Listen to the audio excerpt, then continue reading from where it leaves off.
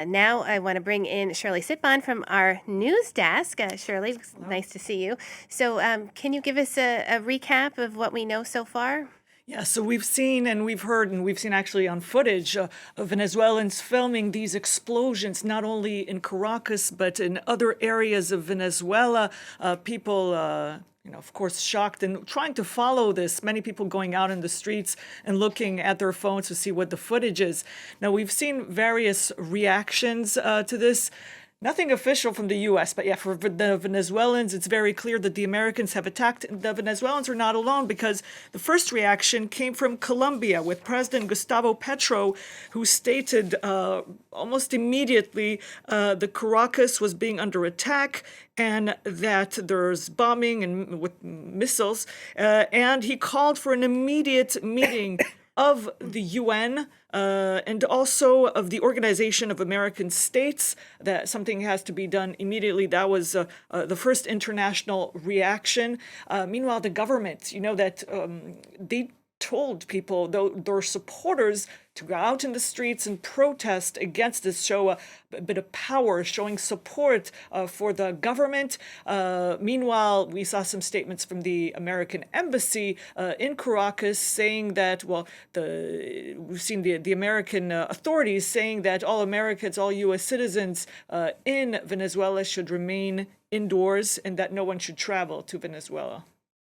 Now, we heard a bit from David in Washington there, reminding us that, there's been a pressure campaign by the U.S. government with them going after these alleged drug boats. Could you remind us a bit more of the context and how we went from that to this? Yes, it's a dramatic escalation, but it's been coming because we've heard and we've seen many things since September. All of these strikes on various Venezuelan boats with the U.S. authorities saying there are drug smugglers being attacked, and even giving figures of some 35 boats being attacked and at least 115 Venezuelans being killed, people being killed.